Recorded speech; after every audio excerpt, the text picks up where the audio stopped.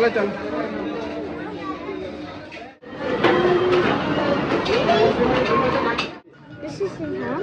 This is Ilham's and this is yours.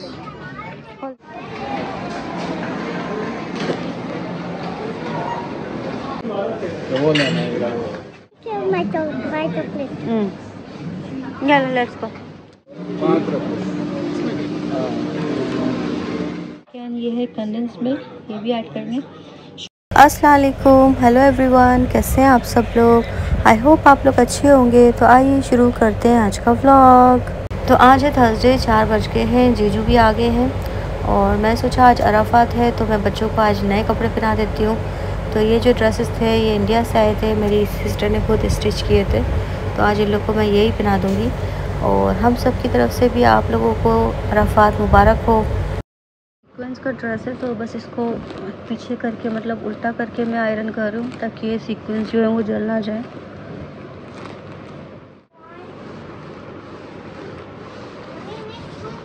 We don't need shoes now, Ilham. Shoes later. First you have to dress up. हाँ?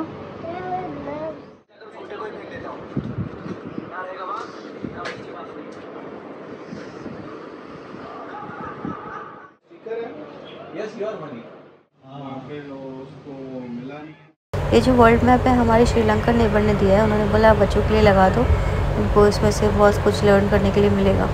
तो मैंने बोला बस मैं यहाँ पे लगा देती हूँ क्योंकि ये जो वॉल है वो एकदम सही है। तो बस हमने यहाँ पे वर्ल्ड मैप लगा दिया था और बस बच्चे एक्सप्लोर भी कर रहे थे और बच्चों के साथ साथ हम लोग भी एक्सप्लोर कर रहे थे कि कौन सी कंट्री कहाँ पे है। वर्ल्ड मैप लगाने के बाद सबसे पहले हम लोग को जो सर्च करना था वो था पैलेस्तीन। तो हम लोग यहाँ पे पैलेस्तीन सर्च कर रहे थे। पैलेस्तीन सर्च करने के बाद हम लोगों ने सोचा कि इज़राइल कहाँ पे वो देखते। तो हमने पूरा ये वर्ल्ड मैप चेक कर लिया लेकिन इसमें इज़राइल का नामो निशान कहीं नहीं था और ये देख के इशाल और मैं हम लोग सब बहुत खुश हो रहे थे। जहाँ बनता है वहीं का नाम लिखा जाता है। Get cut. Wait, I'll put you bandage, okay? Shall come, Yala. और क्या खाना बनाया? Come on, let's do सलाद। खाना बन गया है, फिश करी बनाई है मैंने मिल्क, कोकोनट मिल्क में, और साथ में राइस। रमेश ने तो मटर पुलाव वगैरह खा लिया था सालन डाल के, अभी वो खाएंगे नहीं। और उन्होंने फ़िश भी खा ली थी, उनको फ़िश फ्राई करके दे दी थी सैलड के साथ, तो उनका खाना तो हो गया, अभी बस हम लोग खाएंगे। और एक प्लेट फ़िश करी अपने नेबर्स में दे दिया था, 4 पीस फ्राई करके रमेश को दे दिए थे, बाकी ये 4 पीस की मैंने फ़िश करी बना ली थी। तो बस हमने डिनर किया। डिनर करते ही अभी हम लोग जा रहे हैं ग्रोसरी शॉपिंग के लिए। अल्हम्दुलिल्लाह जीजू ने अभी यूएई का लाइसेंस ले लिया है, तो वो बोलते हैं कि चलो आज कार मैं निकालता हूँ यहाँ पे। ऑलरेडी जीजू के पास सऊदी का लाइसेंस था और 13 साल उन्होंने वहाँ पे कार चलाई है। जब वो यूएई में आए थे तो उनको मतलब ड्राइविंग की जॉब चाहिए थी, लेकिन फिर उनको हेल्पर की जॉब मिल गई तो फिर उन्होंने हेल्पर की जॉब कर ली। और फिर जब उनका वीज़ा लग गया तो फिर उन्होंने अपने बॉस को मतलब बोला कि अब मुझे लाइसेंस लेना है, तो उन्होंने बोला ठीक है ले लो, क्योंकि लाइसेंस जो लेना होता है वो अपने खुद के पैसों से लेना होता है। तो फिर जीजू ने अपना रजिस्ट्रेशन करा लिया था लाइसेंस के लिए। तो अगर आपके पास सऊदी का लाइसेंस होता है तो मतलब आपको यहाँ पे इजीली लाइसेंस मिल जाता है, क्योंकि आपने मतलब पूरी 40 क्लासेस नहीं लेनी होती, सिर्फ आपने 6 क्लासेस लेनी है और आप अपना फ़ाइनल ट्राई दें और अपना लाइसेंस ले लें। तो जीजू के पास ऑलरेडी सऊदी का लाइसेंस था, तो यहाँ पे आके बस आपने एमरेट्स आईडी देनी है और सऊदी का लाइसेंस दिखाना है और अपनी जो भी क्लासेस हैं वो बुक करानी है। सबसे पहले आपका थ्योरी टेस्ट होगा, उसके बाद आपने 6 क्लासेस लेनी है और 6 क्लासेस के बाद में आपको फ़ाइनल डायरेक्ट टेस्ट दिया जाएगा, जो कि रोड टेस्ट होगा, जो यहाँ का आरटीओ ऑफिसर लेगा। तो बस अगर उसमें आप पास हो गए तो बस उसी दिन आपको लाइसेंस मिल जाएगा। तो अल्हम्दुलिल्लाह जीजू ने अभी पहली ट्राई में लाइसेंस ले लिया था।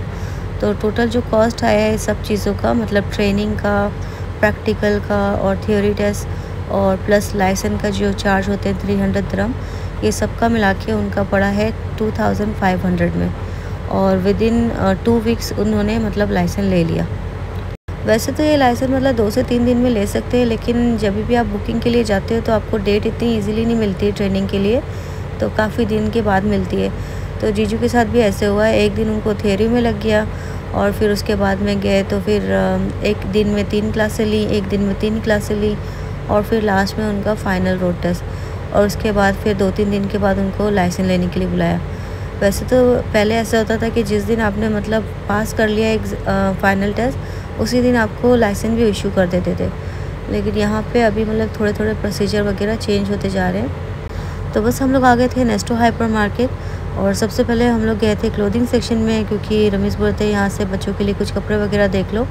ईद के कपड़े वगैरह तो नहीं लेने थे, सिर्फ घर में पहनने के लिए लेना था। तो यहाँ पे ऑफ़र लगी हुई थी 10-10 दिरहम की, तो इल्हाम के लिए मैंने 3 जोड़ी ले लिए थे, क्योंकि मुझे नेस्टो के कपड़े बिल्कुल भी पसंद नहीं आते, लेकिन रमेश के बोलने पे मैंने लिए थे। और इशाल के लिए मुझे यहाँ पे कुछ भी पसंद नहीं आया था, तो फिर मैंने बोला कि इशाल के लिए डे टू डे में देख लेते हैं, वहाँ पे भी 10-10, 20-20 दिरहम में अच्छे कपड़े मिल जाते हैं। ईद के लिए तो मेरी सिस्टर ने इन दोनों के 2-2 ड्रेसेस इंडिया से भेजे थे, तो मतलब एक तो इन्होंने आज पहन लिया और एक अभी भी रखा है। और पिछली बार जो ईद थी, रमज़ान ईद, उसमें भी एक ड्रेस इन्होंने अभी तक नहीं पहना है, तो वो भी रखा हुआ है। तो ऑलरेडी 2 ड्रेस इनके पास हैं जो कि न्यू है, और बस एक ड्रेस अभी यहाँ डे टू डे से ले लेंगे, ताकि ये तीनों दिन के 3-3 ड्रेस इनके पास हो जाएँ। तो बस हम लोग आ गए हैं डे टू डे करामा में, और सबसे पहले हम लोग 4th फ्लोर पे गए, क्योंकि बच्चों के जो ड्रेसेस होते हैं वो यहाँ पे ही मिलते हैं। तो इशाल को एक ये पजामा सेट पसंद आ गया था, और दूसरा ये लॉन्ग फ्रॉक्स थी, और दोनों बच्चों की सेम ड्रेस मिल गए थे मुझे, तो मैंने दोनों के सेम सेम ले लिए। उसके बाद इन लोग के एक शूज़ लेने थे, तो फिर एक जोड़ी इनको शूज़ भी दिला दिए थे।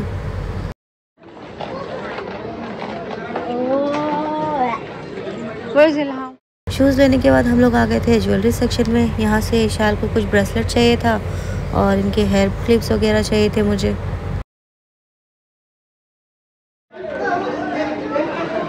तो रात के 1:30 बज गए थे, अभी जाके हमारी शॉपिंग कंप्लीट हुई। बस अभी हम लोग घर जा रहे हैं, और बस घर जाके फिर शीर खुरमा वगैरह बनाना है। जब हम लोग घर पहुँचे हैं तो हमें याद आया कि हमने मेहंदी का कोन तो लिया ही नहीं। और फिर जब इशाल बोलने लगी कि मामा मुझे मेहंदी लगाओ, तो मैंने बोला वो तो हम लेना ही भूल गए।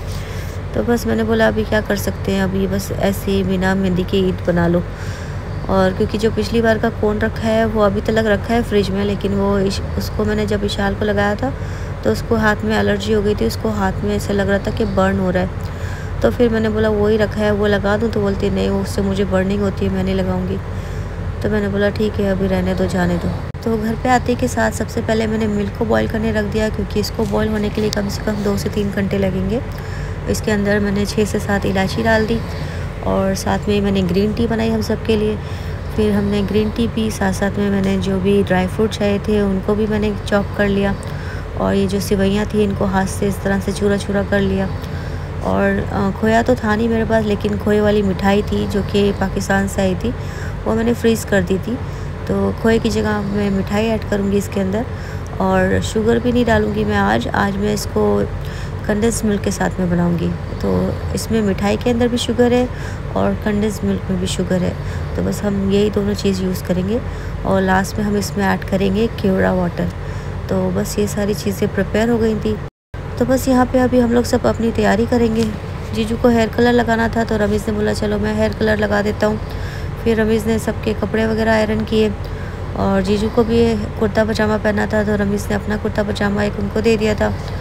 तो बस यहाँ पे शीर खुरमा जो है ऑलमोस्ट रेडी होने वाला है। जो मिल्क का कलर है वो पिंक हो गया है। अब हम इसमें सारी चीज़ें ऐड करेंगे। मिल्क,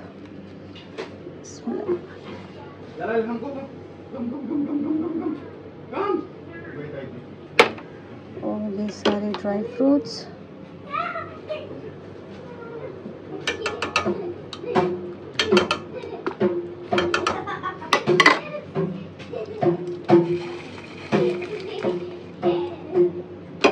और ये